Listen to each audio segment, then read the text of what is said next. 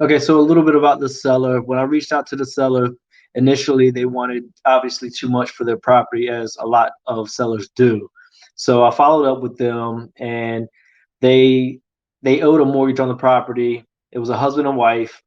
They wanted to downsize. The house was huge, and they already had a plan to move to another house and just pay a friend of theirs a rent, and everything would be kind of taken care of for them. They no longer wanted to be homeowners, but the mortgage they owed on the property was kind of up there. So my cash offer wasn't suitable.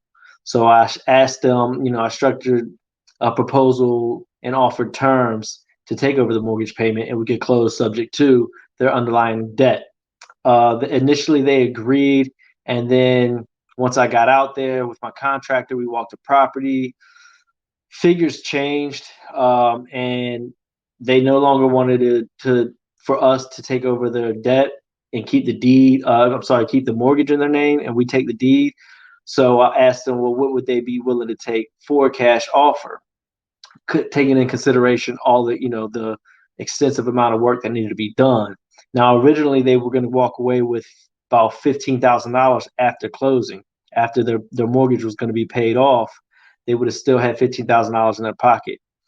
However, renegotiating with them based on the amount of repairs and things that need to be done, they we're just getting it for what they owe on their mortgage. The solution we provided for the seller, again, they wanted to downsize and get out of that place. So originally we were going to do a subject to, and instead we renegotiated to do a cash offer. They accepted our cash offer for what they owed. So we're going to cash them out, and we're just going to do a fix and flip on the property as opposed to wholesaling. So one of the biggest problems that we had to overcome with these sellers was a trust issue, because the original offer was structured around terms. It was going to be subject to, and in negotiating those terms, the seller had a lot of objections and rejections in terms of trust.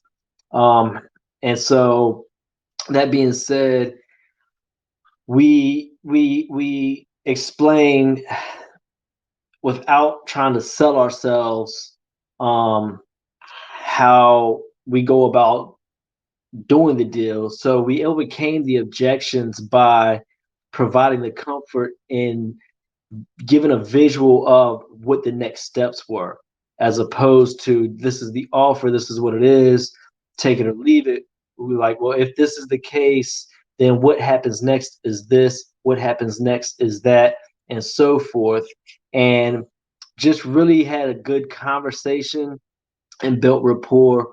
The seller had called, and by the time I got to the phone, the voicemail had picked up. So I called right back, and when I told her I missed your call because I was checking on a cheesecake in the oven, um, it kind of it really like broke the ice. From that point on, she told me her whole life story. She's been a teacher for 37 years.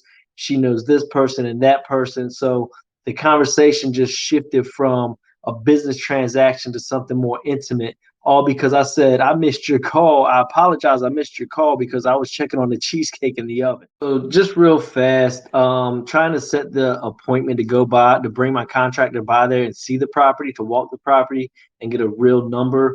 The sellers were kind of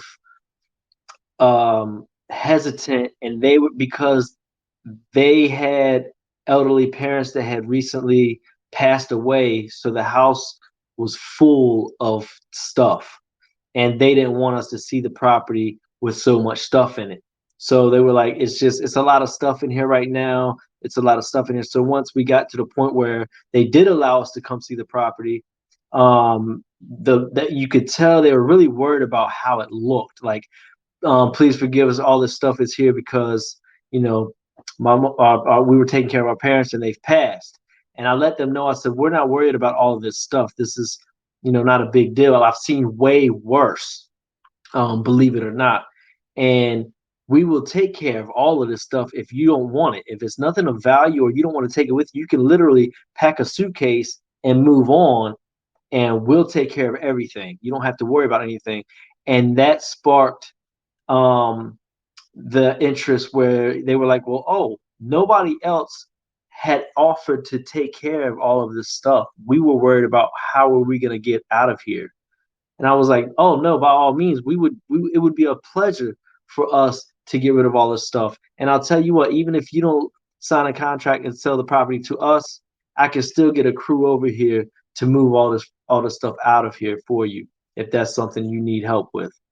And from that point on, you know, they even went down on their asking price and were really easy to work with.